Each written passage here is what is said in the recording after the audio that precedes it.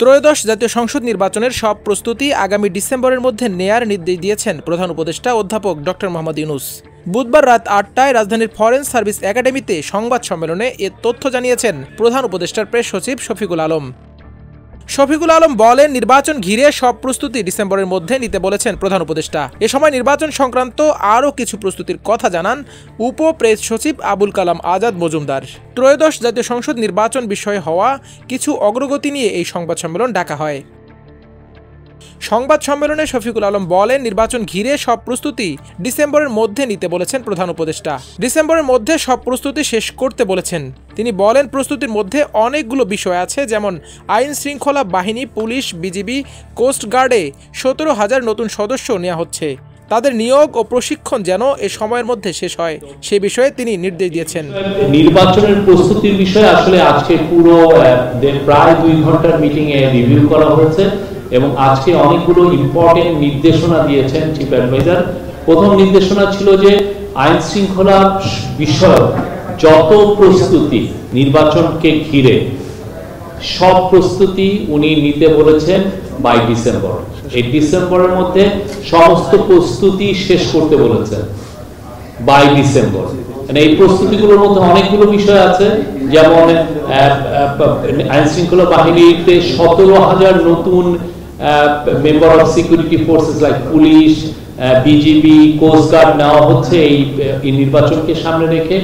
তাদের রিক্রুটমেন্ট এবং তাদের ট্রেনিংটা খুব ইম্পর্টেন্ট, যাতে এই সময়ের মধ্যে শেষ হয় সেই বিষয়ে উনি নির্দেশ দিয়েছেন। প্রেস সচিব বলেন, নির্বাচনকে কেন্দ্র করে 8 লাখ আইন শৃঙ্খলা বাহিনী নিয়োজিত থাকবে। সুষ্ঠু নির্বাচনের জন্য আইন শৃঙ্খলা বাহিনীর সব সদস্যকে আগামী ডিসেম্বরের মধ্যে প্রশিক্ষণ সম্পন্ন করতে হবে। একই সঙ্গে আগামী মাসগুলোতে আইন শৃঙ্খলা বাহিনীকেও কঠোর হতে বলেছেন প্রধান উপদেষ্টা। শফিকুল আলম আরও বলেন, নির্বাচন সামনে রেখে অনেক পায়তারা হয়, যাতে আইন শৃঙ্খলা পরিস্থিতির অবনতি হয়। প্রধান উপদেষ্টা নির্দেশ দিয়েছেন আইন শৃঙ্খলা বাহিনী যাতে নির্বাচন সামনে রেখে আগামী মাসগুলোতে কঠোরভাবে আইন প্রয়োগ করে। অনেক পায়তারা হয় যে এটাকে আইন শৃঙ্খলা পরিস্থিতি যাতে ডিটোরিয়েট করে সেই বিষয়ে অনেক পায়তারা থাকে। তো উনি আজকে নির্দেশ দিয়েছেন যে আইন শৃঙ্খলা বাহিনী যাতে কঠোরভাবে আইন প্রয়োগ করে এই আগামী মাসগুলোতে নির্বাচনকে সামনে রেখে। তিনি আরও বলেন, নির্বাচনের সময় 18 থেকে 32 বছর বয়সী ভোটারদের আলাদা বুথ রাখা যায় কিনা সে বিষয় নিয়েও আলোচনা হয়েছে। যাতে 18 থেকে 33 বছর বয়সীদের যাতে পৃথক একটা ভোটার তালিকা করা যায় সেটা একটু খতিয়ে দেখার জন্য বলেছেন এবং তাদের জন্য যাতে আলাদা ভোটিং বুথ রাখা হয় নির্বাচনী কেন্দ্রগুলোকে, সেটার জন্য উনি রেখেছেন। এটা অবশ্যই লজিস্টিক্যাল একটা বিষয়, সেটা যাতে তারা খতিয়ে দেখেন এটা কিভাবে ইনশিওর করা যায়। গত বছরের 5 আগস্ট ছাত্র জনতার অভ্যুত্থানে ফ্যাসিস্ট আওয়ামী লীগের পতনের পর 8 আগস্ট দায়িত্ব নেয় অধ্যাপক ডক্টর মোহাম্মদ ইউনূসের নেতৃত্বাধীন অন্তর্বর্তী সরকার।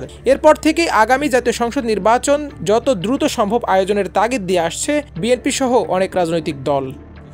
এমন দাবির প্রেক্ষিতে অন্তর্বর্তী সরকারের প্রধান উপদেষ্টা অধ্যাপক ডক্টর মোহাম্মদ ইউনূস বরাবরই বলে আসছেন 2025 সালের ডিসেম্বর থেকে 2026 সালের জুনের মধ্যে একটি অবাধ ও সুষ্ঠু নির্বাচন অনুষ্ঠিত হবে। এরই মধ্যে গত 13 জুন লন্ডনে প্রধান উপদেষ্টা অধ্যাপক ডক্টর মোহাম্মদ ইউনূস ও বিএনপির ভারপ্রাপ্ত চেয়ারম্যান তারেক রহমানের মধ্যে বৈঠক হয়। সেই বৈঠকের পর 2026 সালের ফেব্রুয়ারিতে জাতীয় নির্বাচন হতে পারে এমন বক্তব্য আসে। তারপর থেকেই দেশের রাজনীতির মাঠে কিছুটা নির্বাচনী হাওয়া বইতে শুরু করেছে।